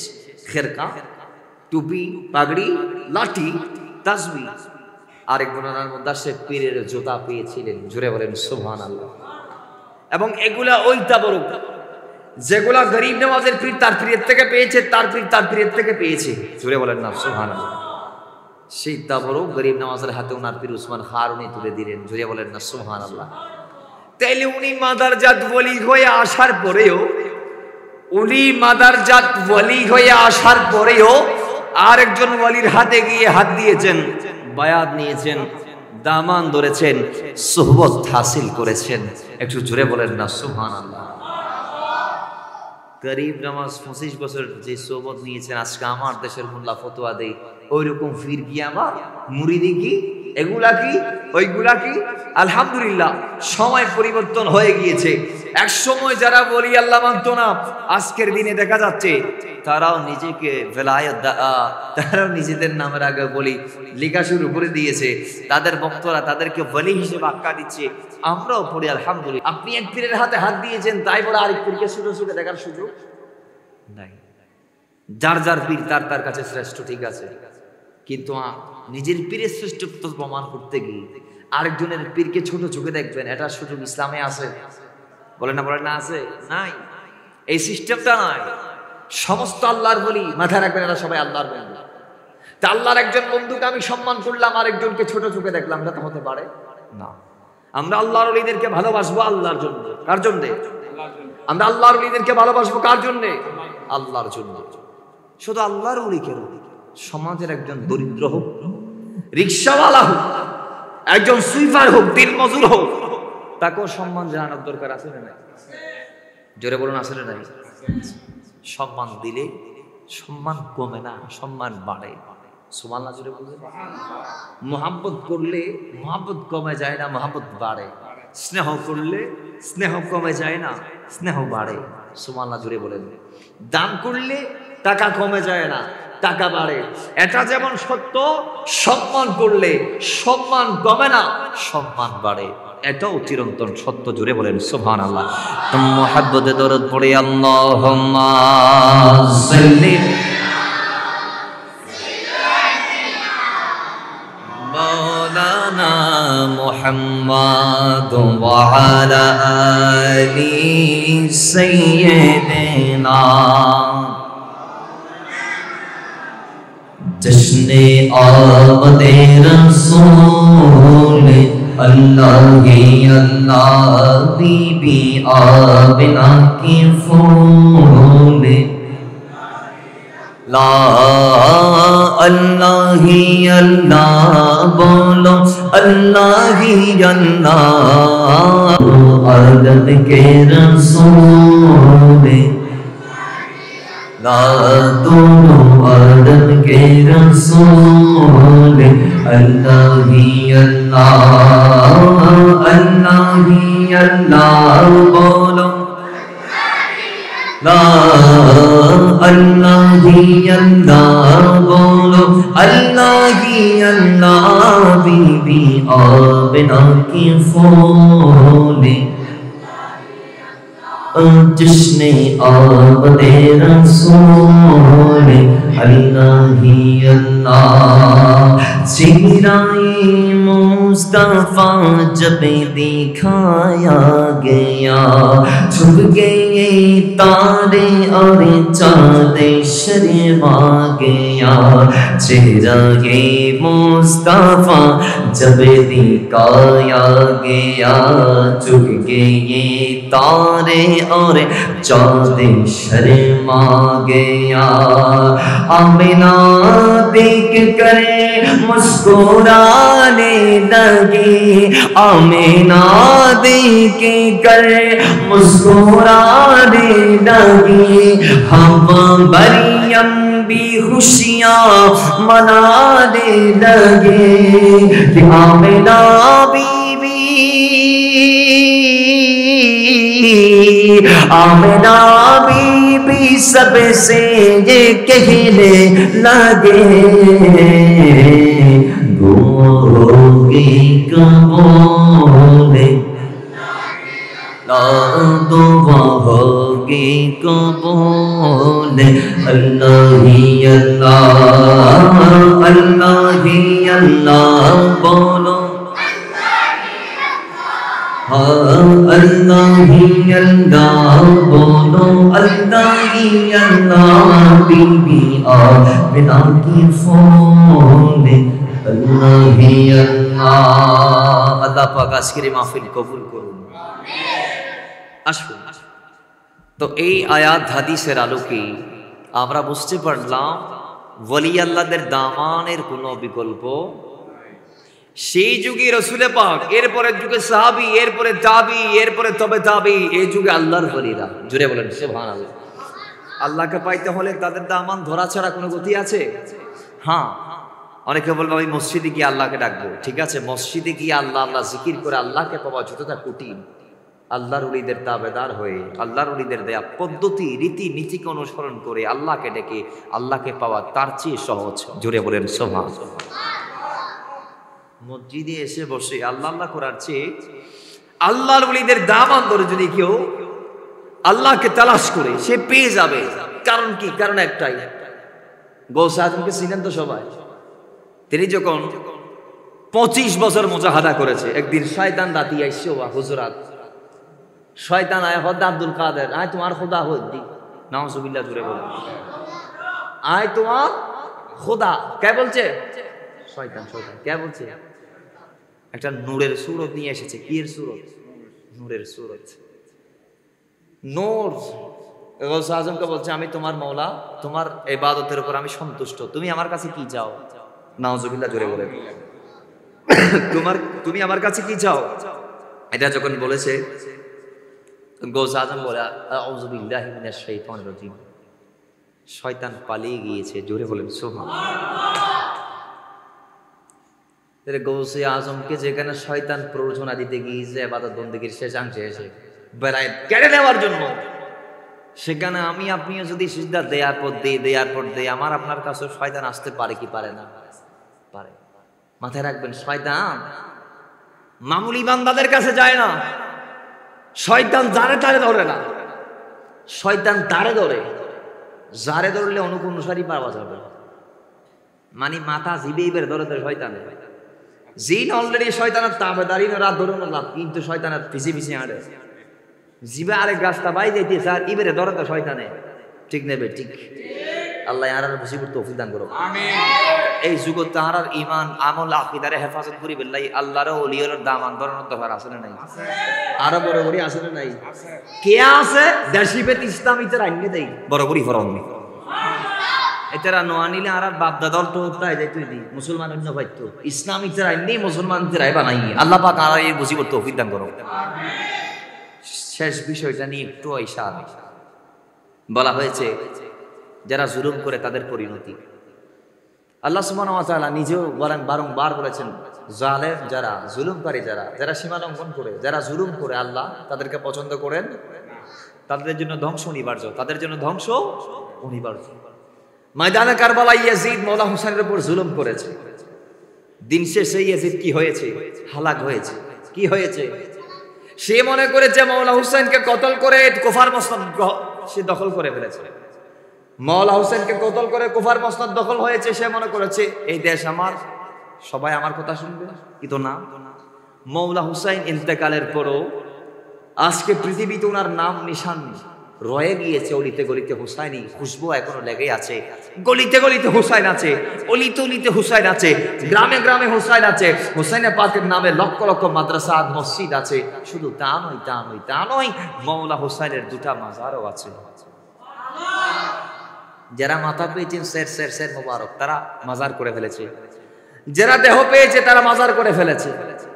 আর ইয়েজিদ যে আছে, ওনার কবরের অস্তিত্ব নাই। ওনার কবরের তারিখে দামেস্ক পড়ে যতটুকু জানা যায় যে দামেস্কের সরকার ইয়েজিদের কবরের উপর অ্যালুমিনিয়ামের ফ্যাক্টরি করে ফেলেছে। কিসের ফ্যাক্টরি? বলে না কিসের ফ্যাক্টরি? হেতের নাম নিয়ে আছে। আপনারা কেউ জানতেন ইয়েজিদের খবর যে দুনিয়াতে আশেপাশে এখানে অ্যালুমিনিয়ামের ফ্যাক্টরি আছে? জানতেন? অস্তিত্ব না, জিয়ারত করার মতো তার নাম নিশানা নাই। আর মৌলা হুসাইনের দুটা নিশানা মন স্বর্ণ দিয়ে নির্মিত, যার মাজার এত পাকের গম্বুজ গুলা। জোরে বলেন না সুবহানাল্লাহ।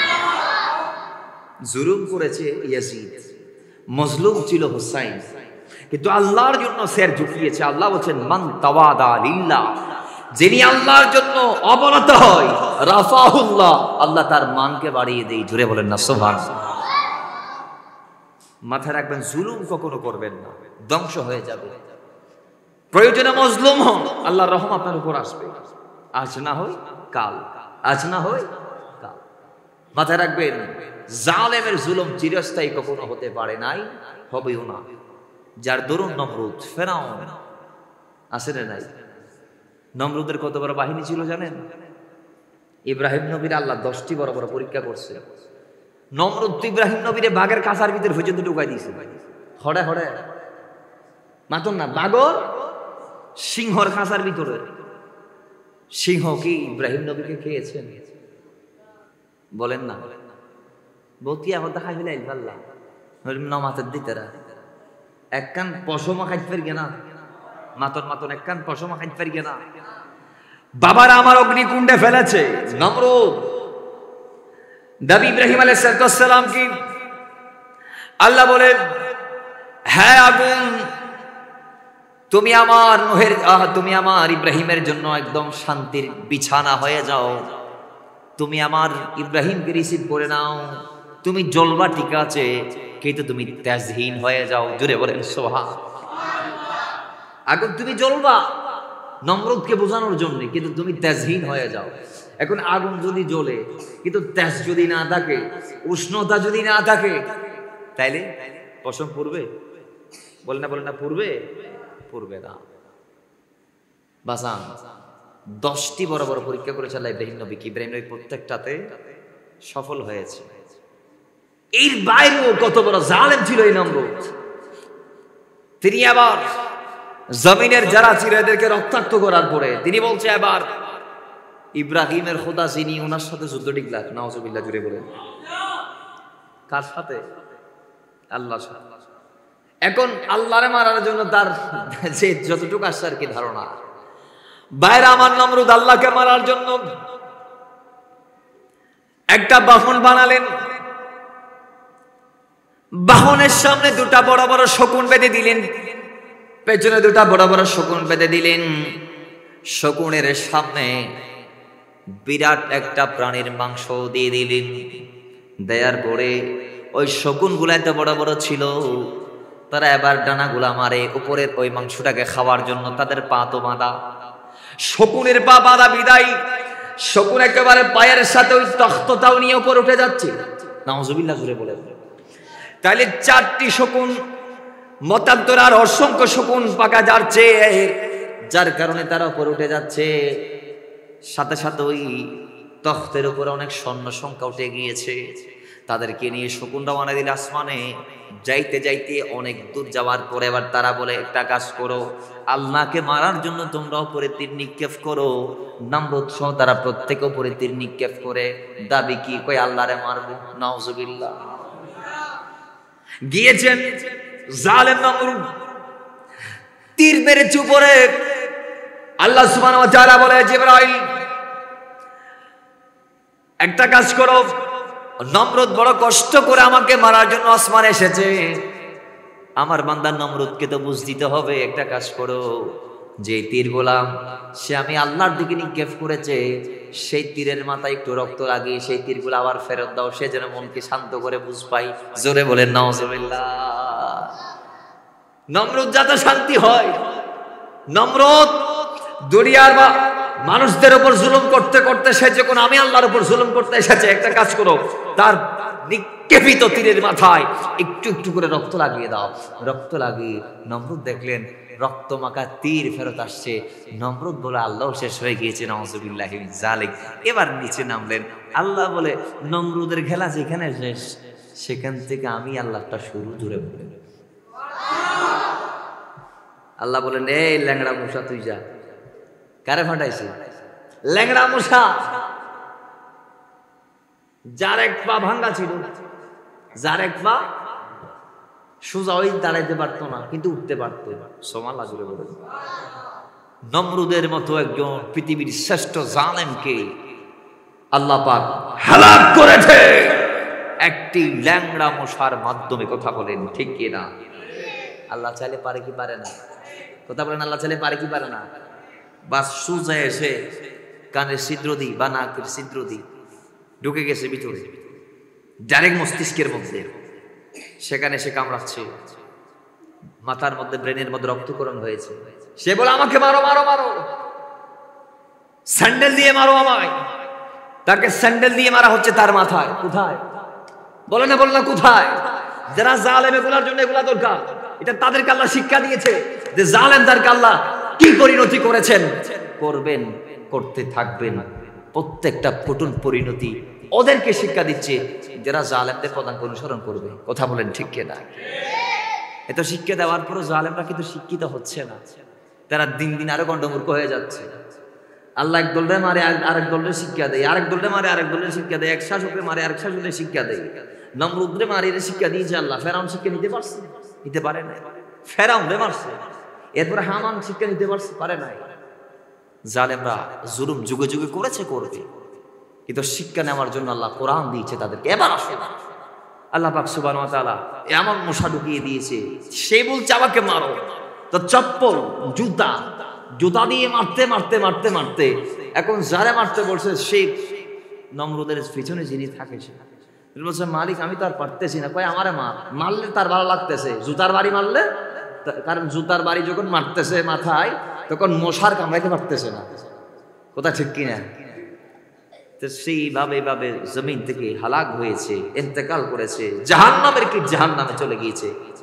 পরে জমিনে যিনি সবচেয়ে জালেম হিসেবে ছিল, সে জালেম শাসকের নাম হচ্ছে ফেরাউন। নাম কি? সেই ফেরাউনও সুযোগ পেয়ে আনা রব্বুকুমুল আলা বলে দিয়েছে। আনা রব্বুকুমুল আলা, আমি সবচেয়ে বড় খোদা, আমার চেয়ে আর বড় কোনো খোদা নাই। বলেছে কি বলে নাই? বলে না বলে না বলে নাই বলেছে। বাবার আমার মুসা কালিমুল্লাহর সাথে, তার সাথে ফাইট। সেই ফেরাউন কত বড় নালায়েক! ফেরাউনের একজন তাকে খবর দিয়েছে, মালিক আগামী 1 বছরের ভিতরে এমন একজন সন্তান বনী ইসরায়েলের এই শাখাত থেকে আগমন করবে, যেই সন্তানের হাতে আপনার মসনদ খান খান হয়ে যাবে। ফেরাউন বলে সিদ্ধান্ত নিয়ে ফেলেছি, আজকের থেকে ওই বনী ইসরায়েলের কোন সন্তান যদি পুরুষ হিসেবে দুনিয়াতে আসলে তাকে বাছাই রাখবো না, তাকে কতল করে ফেলবো, কারণ সে যেন আমার মসনদ কেড়ে না নিতে পারে। একটু জুড়ে বলেন না নাউজুবিল্লাহ। খাইতে খাইতে 70,000 খাইতে হওয়া যা মাত্র না, হওয়া যা 70,000 বনী ইসরায়েলের সন্তান কতল করেছে। মরুত্ব ছেলে ছেলে। কিন্তু মুসা ইসলামের আগমন রুদ্ধ করতে পেরেছে? মুসা ইসলামকে আটকাতে পেরেছে? পারে নাই। এখন সবাই মিলে সিদ্ধান্তে বসেছে, ওগো আমার মালিক, এইভাবে যদি আপনি মারতে থাকেন তাদেরকে, তাহলে বনী ইসরায়েলে কোনো সন্তান থাকবে না, সব মেয়ে থাকবে। তা আমরা আমাদের পারিবারিক যে কাজকর্মগুলা করাই, গোলামের দায়িত্ব যাদেরকে দিয়েছি, এই গোলাম পাবো কোথায়?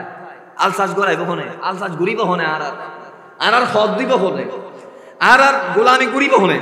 হদে তো লেখা হ্যাঁ বলেন 1 বছর মারি আর 1 বছর নামাইছু, 1 বছর খাট্টু আর 1 বছরে জুন আইব ওনরে বাসায় রাখতো। ভাগ্যের কি নির্মম পরিহাস।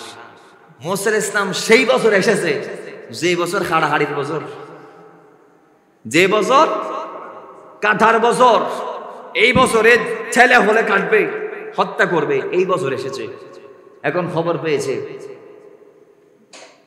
খবর পাবার সঙ্গে সঙ্গে ওমা সবাই চলে আসছে ফেরাউনের দরবার থেকে মুসার মায়ের ঘরে।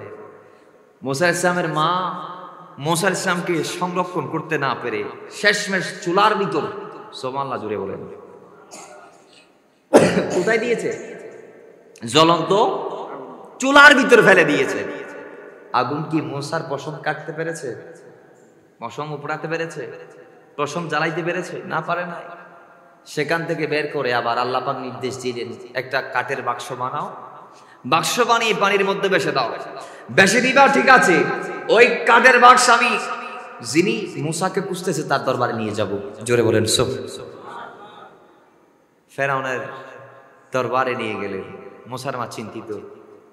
আল্লাহ বলে, মুসার মা চিন্তিত হয়েও না, তোমার রত্ন, তোমার নয়নের দোলাল আবার তোমার কুলে ফেরত আসবে। কিভাবে? গেলেন ফেরাউনের পত্নী আসিয়া, পাইলেন সেই কাঠের বাক্স। তো যিনি ছিলেন তার সেনাপতি, তারা বললেন এটা তুলো। এটা তুলিয়ে আনলেন। হামান এটা তুলিয়ে আনলেন, এনে দেখতেছে কি সুন্দর একটা বাচ্চা। সেই বাচ্চাটা বুকের মধ্যে নিয়েছে। ফেরাউন খবর পেয়েছে, মরুতুকো ভাগি, তাড়াতাড়ি আসলেন। এসে বলে, আসিয়া তাকে দিয়ে দাও, আমি কতল করবো। কতল করা লাগবে না। কেন কতল করবেন? ইনি যদি মুসা হয়, ইনি যদি আমার দুশ্মন হয়, পাগল কি গাছে ধরে নাকি? যে সন্তানকে আমরা লালন পালন করব, যে সন্তানকে আমরা কুড়ায় পেয়েছি, যে সন্তান আমাদের ঘরে থাকবে, যিনি আপনারে বাবা বলবে, আমারে মা বলবে, সে কি আপনার আমার বিরুদ্ধে যাবে? জোরে বলেন না সুবহানাল্লাহ। ফেরাউনও চিন্তা করে, হতো ঠিক আছে কথা। আর আসিয়া বলতেছে, আপনার তো পুরুষত্ব নাই, আপনার তো পুরুষত্ব নাই। তা আপনার ইন্তেকালের পর আপনার এই সাম্রাজ্য রক্ষা করবে একটা ছেলের দরকার আছে না নাই? তাহলে এটা তো সেই জন্য হলো বাসায় রাখা দরকার, অন্তত আপনার মস্তকটা ভাড়া দেওয়ার জন্য। বাবারা আমার, এরপরে ছোট্ট অবস্থায় ফেরাউন আরেকদিন তুলে দিয়েছে দাড়ি ধরে ঢাক। ফেরাউন বলে, ইনি মুসারে কতল করব। আসিয়া বলে, পাগল রে কেমনে বুঝাই? কয়নি মুসা না, ইনি আমার আপনার সন্তান, এনাকে হত্যা করবেন না। ফেরাউন বলে, আমি তাকে পরীক্ষা করব। একটা পেয়ালা নাও, এক পেয়ালার মধ্যে দুধ দিয়ে দিলেন, আরেক পেয়ালার মধ্যে কয়লা দিয়ে দিলেন। খয়নি যদি নবে হয়ে থাকে, কয়লা খাবে না, সে দুধ খাবে। দুধ পবিত্র এবং ওটাই মুসলমানদের খাবার। মুসা কালিমুল্লাহকে এক পাশ থেকে ছেড়ে দিলেন, আরেক পাশে দুধের পেয়ালা দিলেন, আবার কয়লার পেয়ালা দিলেন। মুসা কালিমুল্লাহ যাচ্ছে দুধের দিকে, গিয়ে দুধে হাত দিবে।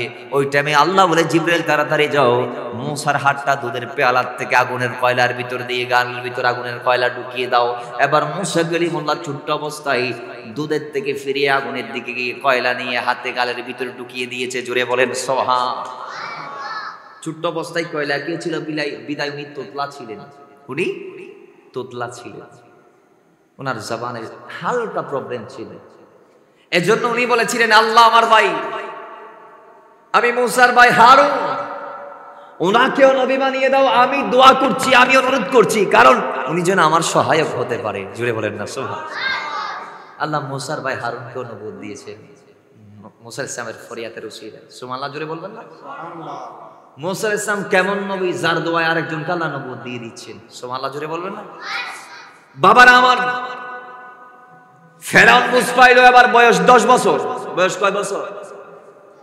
10 বছর। মুসা আলাইহিস সালাম, ওনার পিতা ফেরাউন ওই রাজ্যের যত মানুষ ছিল এইরকম বাছাই করে দামি নামি 300 জনকে দাওয়াত করলেন। বুনা বুনা ছাগল খাওয়াবে। কি ছাগল? বুনা ছাগল। 300 জনকে দাওয়াত করে আনছে। ফেরাউনের পাশে মুসা আলাইহিস সালামকে বসিয়েছে। ফেরাউন বলছে, মুসা, হে আমার সন্তান, তুমি আগে স্টার্ট করো খাওয়ার, তুমি আগে শুরু করো, তুমি খাওয়ার পর আমরা সবাই খাবো। তো মুসা ইসলামের বয়স কত? 10 বছর। বলেন বয়স কত? 10 বছরের মুসা ইসলাম ছাগলের, বুনা ছাগলের কানের ভিতরে আঙ্গুর ঢুকাই এরকম নাড়া দিয়েছে। জুড়ে বলেন সুবহান। একনিত নবী বোনা ছাগলের কানের ভিতর আঙ্গুল দিয়ে মুসল মারতে দেরি, আল্লাহর কসম সঙ্গে সঙ্গে